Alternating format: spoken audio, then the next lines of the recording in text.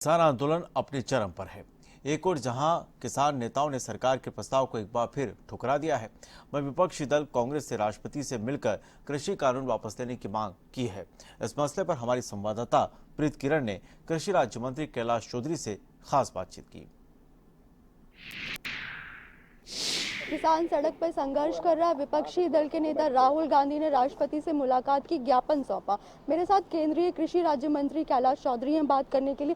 Sir, क्या कहेंगे? किसान जो है सड़क पर संघर्ष कर रहा है, विपक्षी दल ने आज राष्ट्रपति से मुलाकात करके ज्ञापन सौंपा है। उनकी तरफ से ये कहा जा रहा है कि सरकार बातचीत नहीं करना चाहती, केवल दिखावा कर रही है।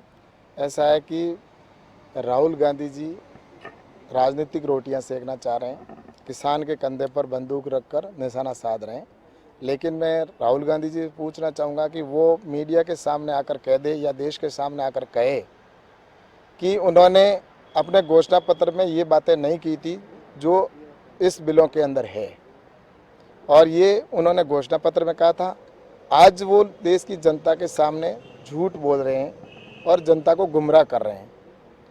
या तो वो उन्होंने जब घोषणा पत्र में लिखा था उस समय देश की जनता के साथ में एक छल कर रहे थे, या अभी वो जनता को गुमराह कर रहे हैं। एक समय वो निश्चित रूप से देश के साथ में वो झूठ बोल रहे थे, देश की जनता के सामने जो बात कर रहे थे वो झूठी थी। लेकिन अब मैं कह सकता हूँ कि ये सिर्फ राजनीति है और देश के किसान हैं, उनकी मांग के ऊपर ही ये बिल है वो पारित हुए हैं, और जिसके अंदर मैं कह सकता हूँ कि किसानों की स्वयं की मांग थी कि किसान को कब आज़ादी मिलेगी, किसान कब अपनी मनचाही रेट के ऊपर, मनचाही स्थान के ऊपर बेच पाएगा। किसानों ने कल बैठक करके ये कहा कि सरकार की ओर से लिखित में कोई प्रस्ताव नहीं दिया जा रहा है। किसान बातचीत करना चाहते हैं, लेकिन हर बार एक फ्रेश प्रपोजल दिया जाता है, तो लिखित में बातचीत क्यों नहीं की जा रही? योगेंद्र यादव की तरफ से ये कहा जा रहा है।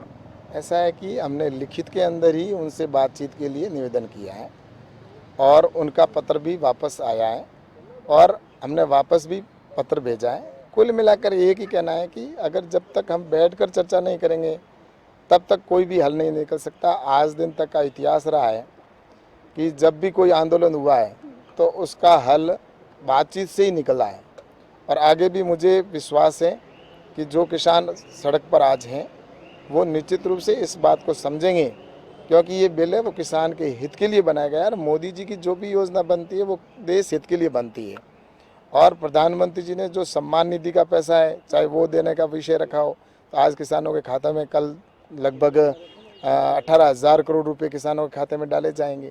या किसानों के लिए कृषि का बजट बढ़ाकर जो यूपीए के समय में था वो लगभग 13 या 15,000 करोड़ रुपए हुआ करता था, लेकिन अभी 1,35,000 करोड़ का कृषि का बजट है। इससे साफ जाहिर होता है कि आने वाले समय में एग्रीकल्चर के अंदर नए रिफॉर्म आए, नई तकनीकी आए, नए किसानों का इनकम बढ़े।